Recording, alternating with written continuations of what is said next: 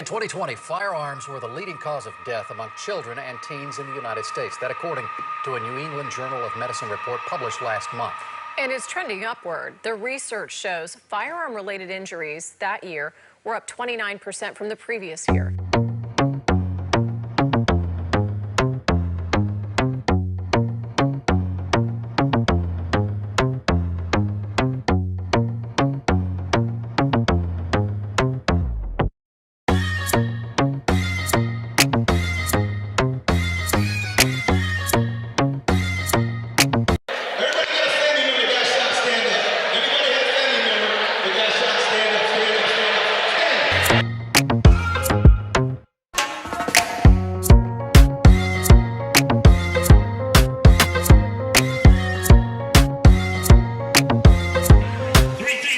Successful in life: God, family, and education. Those three things, you'll be successful no matter what you do in life. Everyone to be taught how to stop the bleed. They want to encourage bystanders to become trained, equipped, and empowered.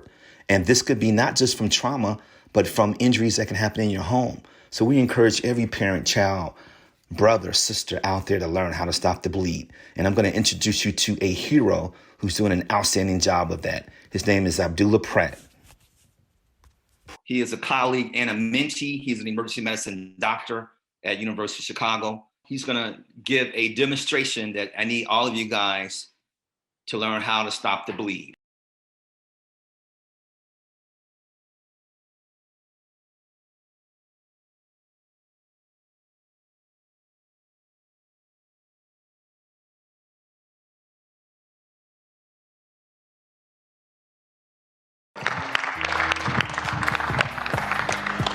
My name is Dr. Abdullah Hassan Pratt. Most people just call me D. I'm from Chicago's South Side. I also work at the University of Chicago, our trauma center, our ER. And one of the things that we do to cope with seeing the violence every day, because you got to remember, we the ones that's dealing with it. Our hands are in that body every day. My students are there in the ER learning, working to save lives. But one of the things that we do to cope with what we see is to try to teach people in the community how to respond. Because how many, by raise of hands, how many people in here have had families suffer or have personally suffered from gun violence? Whether you lost a loved one, a friend, a family member, almost everybody, right? Imagine if you were there at the scene. Has anybody been there when someone's been shot at the scene of a crime or had to try to help a loved one? So you guys, a few hands. Unfortunately, that can be a very scary situation. But what we're going to talk about today are a few quick tips that will help equip you all to be able to respond and potentially save a life. One of the biggest things that most people don't know is that how you can die from gunshot wounds. Many times people come into us talking, coherent, the whole nine, and they still don't make it. And that's not due to anybody's fault. That's just the reality of how gun violence plagues our people. One of the other things that people don't know is what type of wounds you can die from. Everybody knows you can be shot in the head, die from that. Everybody knows you can be shot in the chest, in the belly, and die from that. And at the scene of a crime or at the scene of a shooting, there's not much that you all can do except call 911, stay safe, and help get that person to the hospital, flag down the ambulance. But there are a few things you all can stop, which are gunshot wounds to the legs, the neck, the arms. And many people didn't know that could kill someone. And unfortunately, a turning point in my life was when we lost a patient who was shot in the leg right next to the hospital. And his whole family just said, we can't believe that you can die from being shot in the leg. But I see it all the time, see these people shot in the arm and come in almost dying all the time. So, few quick tips. So everybody should be kind of spread out, be at different tables. We're going to make this quick, efficient, interactive. If you all have questions, raise your hands. We'll get to you all. First thing you all want to do at the scene of any shooting, stabbing, bad accident is make sure you're safe. You don't need to be the second victim, okay? That makes things twice as hard. Now that person has a less chance of living, and so do you. So, and we all know what happens to witnesses to crimes in this city. So you don't want to be that witness. Give it 30 seconds, right? Hide behind a car, find safety. In that moment, just straight silence for 30 seconds. Watch, see what happens, wait till people leave the scene. Once that happens, you want to call 911. It's so important to call 911 because the dispatch operators are paramedics themselves now. So they can walk you through everything you need to do to help save someone's life, okay? Call 911, put that phone on speakerphone. Go to the person who's been hit. Try to figure out where they've been hit. See if they're awake. If they're awake, say, hey, I'm here. I'm going to try to help you. I want to save your life. You got a lot of bleeding. Okay. Next step is identify if the amount of bleeding is life-threatening. Okay. So a cut, not going to be most likely life-threatening. A gunshot wound, sometimes the blood can hide, so always assume that that's life-threatening. The next thing you want to do is know what that looks like. So blood that's pooling, soaking an arm, a pants leg, a shirt, squirting out. If it's shooting out, that's life-threatening. If that person seems like what we call in shock, so like you all see the movies, people like looking, staring, incoherent, everybody get away from me, don't touch me, let me die. Those kind of words that don't make any sense, that's also a sign that people are losing too much blood. And the human body only has about 5 liters of blood, okay? That's like a 2 liter in a gallon of milk. You add a 2 liter in a gallon of milk, that's all the blood in a big adult. Okay, some of you all have even less than that. Some of you all have 2 liters. If you get rid of half of that blood, that person's already more than halfway in the grave. That person will be passed out and they will not wake up unless you give that blood back to them and fix the bleeding, okay?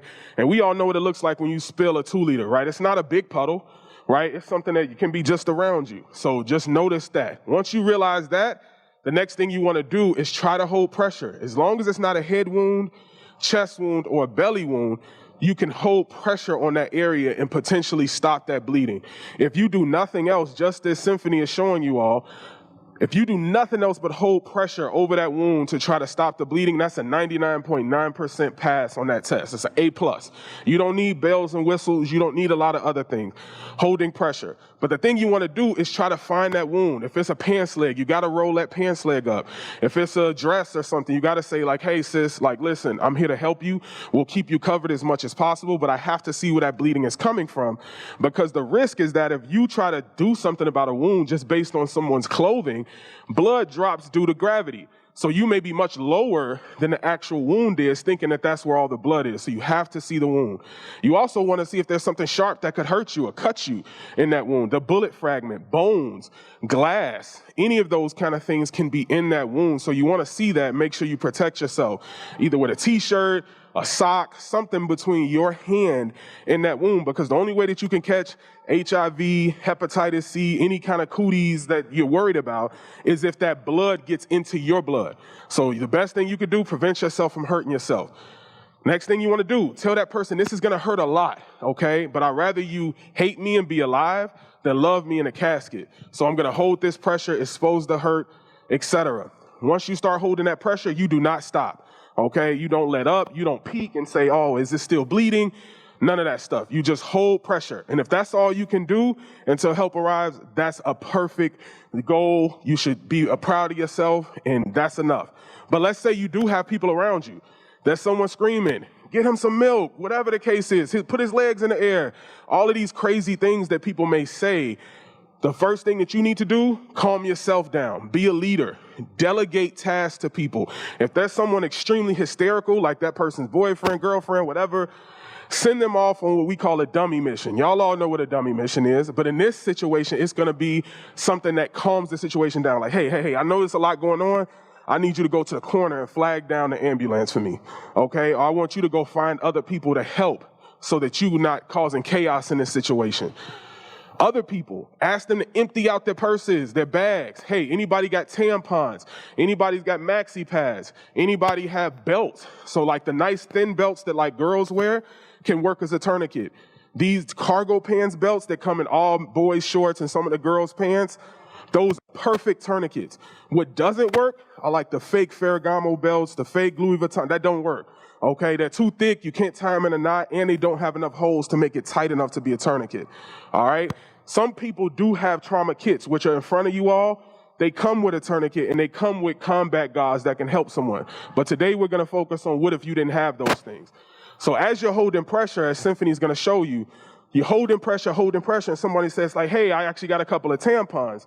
So what you want to do is you want to start trying to pack that wound, okay, with anything you can find. Remember, tampons are meant to go into places and absorb blood. So that's a perfect tool in this situation, okay? And for guys, the way that you use a tampon, some of them come in a plastic case, just like Symphony's showing. You pretty much push from the back into the wound, into the cottons there, and you pull the plastic piece off of it, okay? I know many of you all may not have gotten that lesson. I only recently got that lesson, okay? So don't feel bad about it. You want to pack as much stuff into that wound as you can until the bleeding stops. That's your goal. Bleeding has to stop. So if you got paper towels, wet wipes, any of those kind of things will work for this situation, okay, you all? Once you're done with that, just as Symphony's showing, you go right back to holding pressure until help arrives.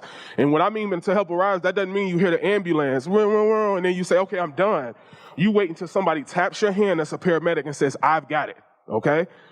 Other things you can do with the belt. So if you have a belt or a tourniquet, you can also use that once you try to pack that wound. So you've packed the wound, the bleeding's still going, it's still shooting, this person is getting weaker, fading out. Find that belt, that tourniquet, anything, and you want to place it above the wound. And what I mean above the wound, it means closer to the heart, right? You want to stop that blood that's coming from the heart from leaving out of that wound. That's their life. Every time that blood leaves them, that's less and less life that they have in their body to help live. So what you want to do, pull that belt tight like she's doing. She's going to put it through one loop, both loops, come back through one loop, okay? That's how those belts work. If you have a young women's belt, something thin, tie it in a knot as tight as you can, the tightest knot you've ever made.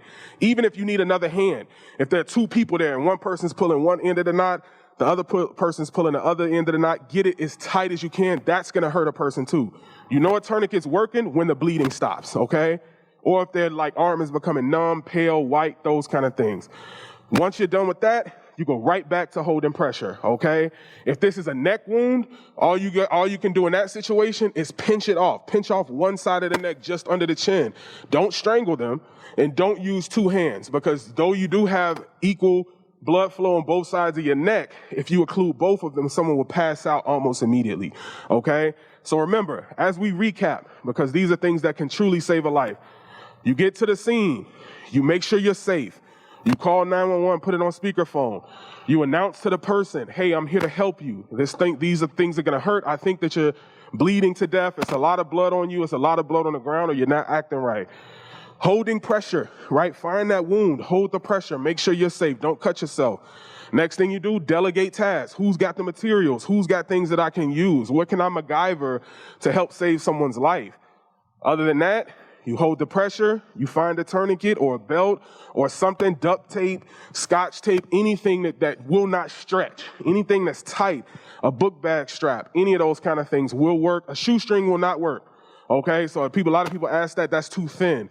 But things that are slightly thicker will work. Every step, you go back to holding pressure. No matter what you do, holding pressure is the key, okay? Hopefully those kind of things can help someone survive. A belly wound you can't do anything about.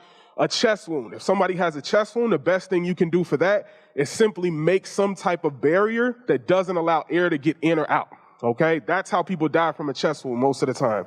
The air gets in and it collapses the lung, all right? So if you got a bag of potato chips, right, that's empty, open that up. Don't worry about if it's dirty or clean. I'd rather deal with the infection of someone who's living than have somebody die because they didn't even have time to get the infection, okay? Any questions on that? No? Okay, perfect. So what I want you all to do, my students are around. Isaiah Selkridge is over here. He's a